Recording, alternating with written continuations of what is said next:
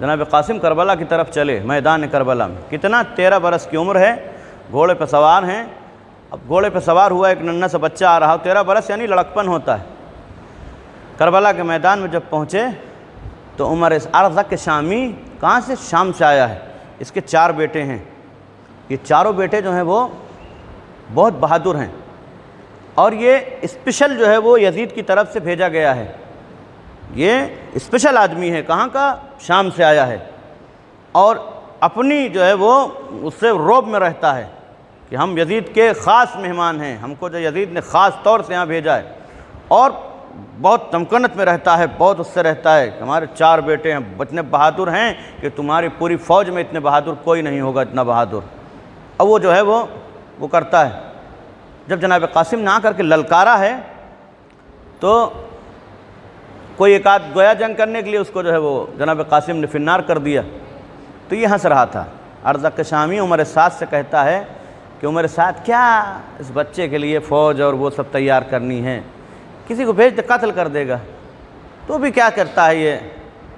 تو عمر سعد کہتا ہے تجھے پتہ ہے کون ہے یہ؟ کہ کون ہے؟ کہ یہ حسن کا بیٹا ہے. یہ تجھے نہیں معلوم کہ کتنا بہادر ہے یہ؟ کہ ننھا سا بچہ 13 برس کا جو بچہ ہے, یہ لڑکپن ہے اس کا, ابھی ایک چھوٹا سا لڑکا ہے, یہ آیا ہوا ہے اور تو کہہ رہا ہے کہ تجھے کیا پتہ کہ اس کی بہادری کیا ہے؟ کہا ارزق شامی نے عمر سعد سے کہا تو چلا جائے اس کے سامنے, تو خود ہی قتل کر کے چلا آیا. اس نے کہا ہم تو نہیں جائیں گے.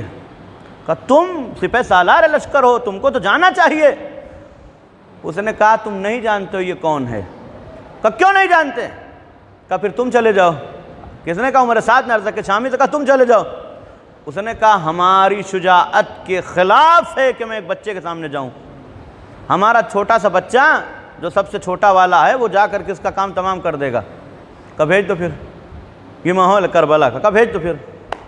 اس کا سب سے چھوٹا بیٹا چلا, توجہ, اور آنے کے بعد جب جناب قاسم کے سامنے آیا 1-2 بار رد و بدل ہوئے تھے, اور حیدر کرار کے پوتے نے اس کو 2 حصوں میں تقسیم کر دیا. جیسے 2 حصوں میں تقسیم ہوا تو اب اس نے دیکھا ارے ہمارا اتنا بہادر بیٹا, اس کو میرے بیٹے کو اس نے قتل کر دیا. اس نے دوسرے بیٹے کو بھیجا, کہا تم چلے جاؤ. اس نے دوسرے بیٹے کو بھیجا.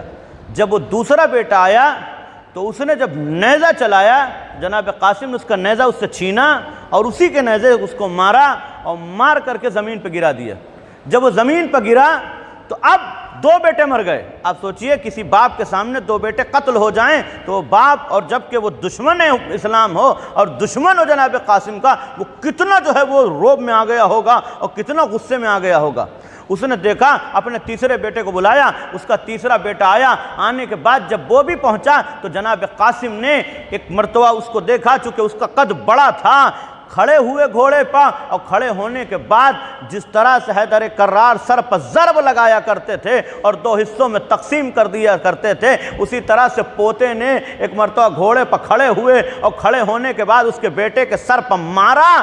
جب مارا تو 2 حصوں میں تقسیم ہو گیا. توجہ, 2 حصوں میں تقسیم ہو گیا. اس کا سب سے بڑا بیٹا جب اس نے دیکھا تو غصے میں چلا اور آ کر کے اس نے برا بھلا کہنا شروع کر دیا. جب برا بھلا کہنا شروع کر دیا, اس نے وار کیا. جناب قاسم نے اس کے اوپر وار کرنے کے بعد اس کے سینے پہ نیزے کو گاڑ کر کے اس کی لاش کو اس نیزے کے ذریعے سے اٹھا کر کے اچھال کے اس کے باپ کے سامنے پھینک دیا. پھینکنے کے بعد کہا اب دیکھ کہ بنی ہاشم کے شیر, ان کا بچپنا نہ دیکھا کر بلکہ یہ دیکھ کہ کتنے دلیر ہوا کرتے ہیں. تو نے کہا تھا کہ اس کی کیا اوقات اور کیا بساط ہے, یہ کیا جنگ لڑے گا. تو نے عمر سعد نے اس کی طرف دیکھ کر کے کہا کہ میں نے کہا تھا نا کہ یہ قاسم ہے, حسن کا لخت جگر ہے, یہ علی حیدر کرار کا پوتا ہے, اس کے سامنے جانا انتہائی مشکل کام ہے. اس نے کہا کیسی بات کر رہے ہو, جب 4 بیٹوں کو قتل ہوتے دیکھ چکا, خود کھڑا ہوا